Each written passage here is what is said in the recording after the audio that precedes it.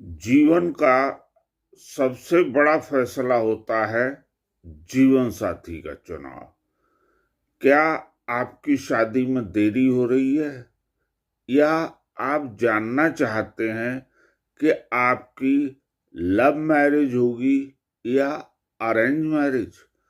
ज्योतिष शास्त्र में आपकी हथेली की रेखाएं और कुंडली के भाव सब कुछ पहले ही बता देते हैं।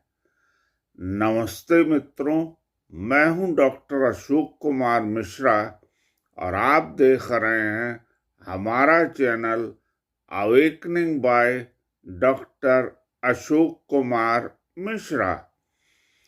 आज इस विशेष वीडियो में हम विवाह प्रेम संबंधों के उन रहस्यों को खोलेंगे जो शायद ही किसी ने आपको बताए होंगे।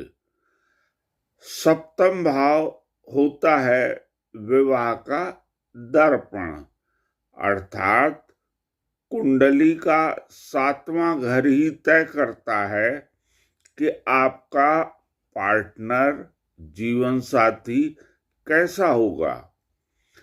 अगर 7वें घर का स्वामी शुभ स्थिति में है तो सुखद वैवाहिक जीवन मिलता है। अगर यहाँ शनि है तो शादी में देरी यानी लेट मैरिज हो सकती है। अगर यहाँ शुक्र या चंद्रमा है तो पार्टनर बहुत सुंदर और केयरिंग मिलता है, अर्थात वो आपके हमेशा दुख सुख में आपका साथ देने वाला होगा, आपकी सदा चिंता करेगा। अब बताते हैं आपको प्रेम विवाह के कुछ खास योग।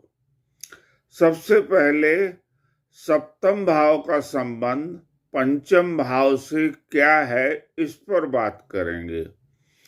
जब 5वें घर जो एजुकेशन यानी शिक्षा और प्रेम का है और 7वां घर जो विवाह का है कि स्वामी एक साथ बैठे हों तो प्रेम विवाह के 100% चांस बनते हैं, अर्थात इस स्थिति में प्रेम विवाह होना निश्चित होता है। लेकिन प्रेम या वैवाहिक संबंधों पर राहु का प्रभाव अगर है तो वो क्या होगा, इसको भी देखते हैं। राहु अगर 7वें घर में हो तो अक्सर इंटरकास्ट या अचानक प्रेम विवाह करवाता है। अब बात करते हैं शुक्र और मंगल की। ये दोनों ग्रह आकर्षण यानी अट्रैक्शन के कारक हैं। इन्हीं ग्रहों के कारण दो लोगों के बीच आकर्षण पैदा होता है। इनकी युति यानी इनका मिलना व्यक्ति को बहुत रोमांटिक बना देता है। अक्सर आजकल विवाह में देरी होने के मामले सामने आते हैं।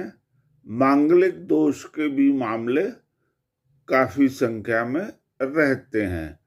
देखते हैं मांगलिक दोष का सच क्या है और विवाह में देरी के संबंध में बात करते हैं।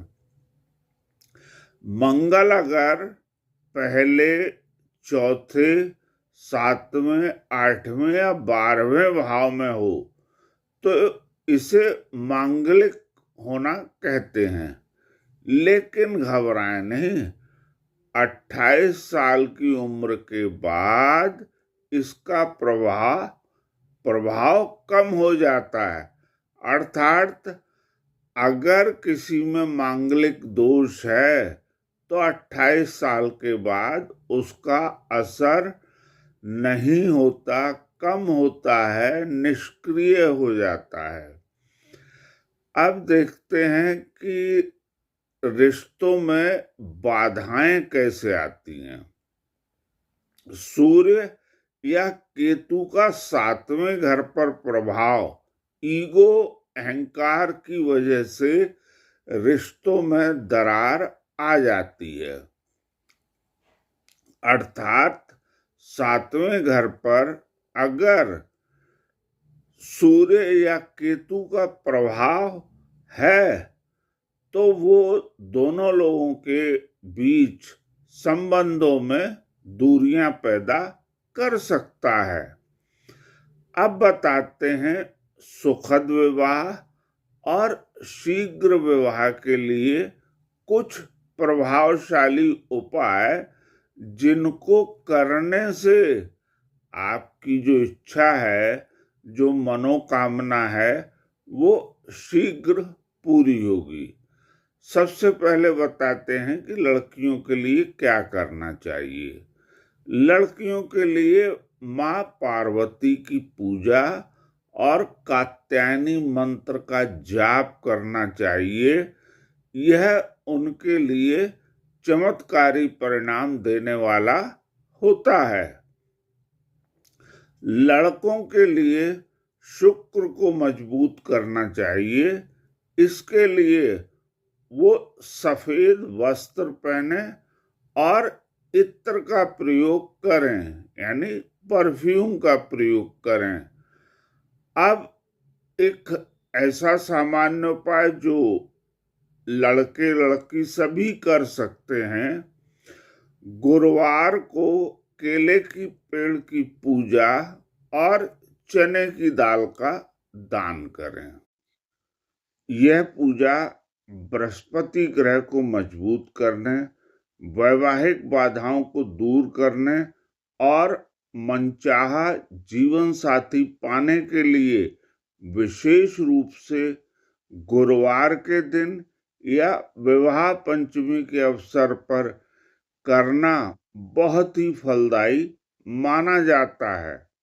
दरअसल यह पूजा भगवान विष्णु और लक्ष्मी जी की कृपा प्रदान करती है, जिससे विवाह संबंधी रुकावटें दूर होती हैं।